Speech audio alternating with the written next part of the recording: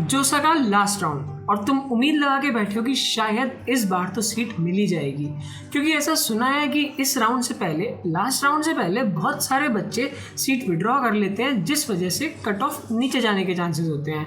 और यहीं पे तुम उम्मीद लगा के बैठे हो कि शायद इस बार तुम्हारा मौका लग जाए और तुम्हें सीट मिल जाए। रिजल्ट आता है और रिजल्ट चेक करते हो और फिर तुम्हें दिखता है कि सीट नहीं मिली and you are upset again. कुछ ऐसा ही मेरे साथ नहीं था, मतलब था, सीट नहीं मिली थी बट आई वॉज़न्ट अपसेट, क्योंकि मेरे को लास्ट ईयर के ट्रेंड के अकॉर्डिंग पहले ही आपको पता पड़ जाता है कि एक रफ आइडिया हो जाता है कि कट ऑफ कितनी ही गिर जाए उसके बाद भी सीट मिल पाएगी या नहीं मिल पाएगी। तो मेरे को एक क्लियर आइडिया था कि जैसे कि लास्ट राउंड में भी सीट तो नहीं मिलेगी, लेकिन हाँ ये डेफिनेटली मालूम था कि CSEB में पक्का सीट मिल जानी है। फिर तो कोई दिक्कत वाली बात बची ही नहीं, ऐसा कोई टेंशन लेने की ज़रूरत ही नहीं है। But here is the catch, वो टाइम पीरियड नहीं होता जहाँ तुम्हें कुछ समझ नहीं आ रहा होता कि अब आगे होने क्या वाला है। यू आर एब्सोल्युटली क्लूलेस, कौन सा कॉलेज मिलेगा, कौन सी ब्रांच मिलेगी, कोई आइडिया ही नहीं है। और इसी टाइम पे हज़ारों ख्याल दिमाग में चल रहे हैं जिसकी वजह से लो फील कर रहे हो। और मेन रीज़न पता है क्या होता है कि क्लैरिटी नहीं होती है, और क्लैरिटी होना बहुत इम्पॉर्टेंट है। इस क्लैरिटी की इम्पोर्टेंस को बताना ही आज की इस वीडियो का मेरा मोटिव है। I will share my personal experience where I will tell you how clarity can take you from feeling miserable about yourself to feeling relaxed। तो यार CSEB का राउंड स्टार्ट होने ही वाला था और उससे पहले हम कैलकुलेशंस नहीं कर रहे होते हैं कि यार लास्ट ईयर के कट ऑफ के अकॉर्डिंग ये वाला कॉलेज मुझे मिल सकता है, ये वाला कोर्स, ये वाली ब्रांच, ये वाला सब्जेक्ट, कुछ भी ये चीज़ मिल सकती है।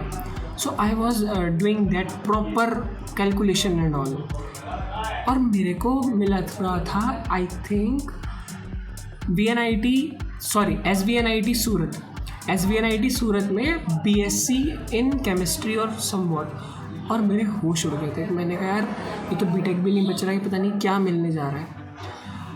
I was so tensed at that point of time कि मैंने उस दिन रात में खाना नहीं खाया था, मैं तुरंत सो गया था। मैंने कहा यार इतना आप लो फील कर रहे होते हो। अगले दिन मैं उठा, तुरंत उठते ही मैंने इधर उधर से कैसे भी करके ये पता करा कि यार कोई एक ऐसा सीनियर मिल जाए जिसने ये कोर्स करा था SVNIT सूरत से ही। और जब आप ढूंढने की कोशिश करते हो ना तो चीज़ें मिलना शुरू हो जाती हैं। मेरे को एक सीनियर मिले वहाँ के जिन्होंने इसी साल रिसेंटली पास आउट करा था, और उन्होंने फ़ोन भी उठा लिया, उनका नंबर भी मिल गया, सब हो गया, उनसे बात हो गई। जब उनसे मैंने बात कर ली I was feeling extremely relax कि ऐसे कोई दिक्कत वाली बात नहीं है। तो उस दिन मेरे को समझ में आया कि यार मेरे पास क्लैरिटी नहीं थी, इस वजह से मैंने पूरी एक रात अपनी ऐसी तैसी करवा ली थी। मतलब बहुत ज़्यादा पता नहीं, हम ओवर थिंकिंग के लूप में चले जा रहे थे कि पता नहीं क्या होगा, कैसे होगा, क्या नहीं होगा। अब जिसने वो एक्सपीरियंस इंसान, जिसने वो चीज़ वो करी, उससे बस एक 10-15 मिनट बात करी है और एकदम रिलैक्स्ड कि हाँ कोई दिक्कत वाली बात नहीं है।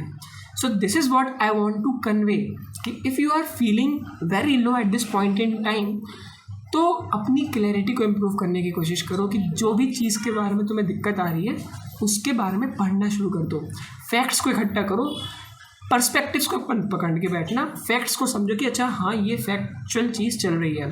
बहुत बार क्या होता है कि अब इंजीनियरिंग ब्रांचेस में भी जैसे मैंने देखा है, लोगों को क्लियरिटी नहीं होती कि इंजीनियरिंग क्यों करने जा रहे हैं और उनका मोटिव क्या है। अब मेरा इंजीनियरिंग करने का मोटिव डे 1 से क्लियर था, पर उस टाइम दिक्कत ये आ गई थी कि इंजीनियरिंग का कोर्स ही नहीं मिल रहा था। तो मैंने जो उन सीनियर से बात करी, उनसे मेरे को बस ये बात करनी थी कि जो मेरा मोटिव है क्या वो यहाँ से भी पूरा हो सकता है। तो उनसे बात करके मेरे को समझ आ गया कि यार हाँ हो सकता है, तो मैं एकदम रिलैक्स्ड हो गया। सो यही मैं बताना चाह रहा हूँ कि क्लैरिटी होना कितना इम्पॉर्टेंट है, क्योंकि इस टाइम पे बहुत सारी छोटी छोटी चीज़ें हमें बहुत परेशान कर रही होती हैं। जैसे एक बहुत कॉमन सी चीज़, और आपका इंजीनियरिंग करने जाने का मोटिव ज़रूरी नहीं है कि सबके जैसा ही होना चाहिए, वो आपका पर्सनल अलग भी हो सकता है, एकदम अलग, पर आप क्लियर होने चाहिए उसके बारे में। अब जैसे एक बहुत छोटी सी चीज़, बहुत लोग परेशान रहते हैं कि ब्रांच को लेकर कि यार हमारी तो ब्रांच लोअर ब्रांच है ये, बट ऐसा कुछ नहीं होता है, कोई ब्रांच लोअर नहीं होती है। बस यही है कि उन्होंने कभी उस ब्रांच को एक्सप्लोर ही नहीं करा है, क्योंकि उस ब्रांच की भी तो यार इंडस्ट्रीज चल रही है ना इतनी बड़ी बड़ी, वैसे तो है नहीं कि वो ब्रांच ही ख़राब है, आपने उस ब्रांच को एक्सप्लोर करा नहीं है। तो ये बहुत छोटी छोटी चीज़ें होती हैं, हमें क्लैरिटी नहीं होती है।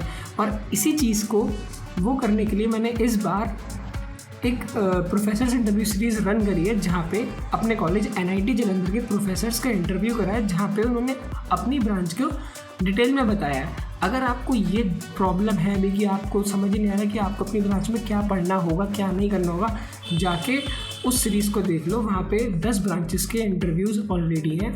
It will help you a lot. और एट द एंड मैं ये कहना चाहूँगा कि अगर आप इस टाइम बहुत लो फील कर रहे हो ना, तो ये कुछ नहीं बोलूँगा कि यार नहीं ऐसा फील नहीं करना चाहिए, ये नहीं। I was in that place, और वो फील करो, क्योंकि वो फील करोगे तभी समझ में आएगा कि कैसे आगे जा सकते हो।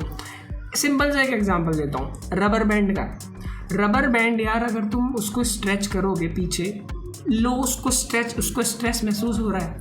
अगर वो उसको महसूस नहीं होगा जब तक उतना स्ट्रेस, तब तक वो उसके अंदर पोटेंशियल नहीं आएगा कि वो आगे जाएगा। पोटेंशियल एनर्जी को बढ़ाओ, काइनेटिक एनर्जी में चेंज करना है। Simple physics, just change your perspective कि रबर बैंड स्ट्रेच हो चुकी है तो इसीलिए वो आगे जा सकती है।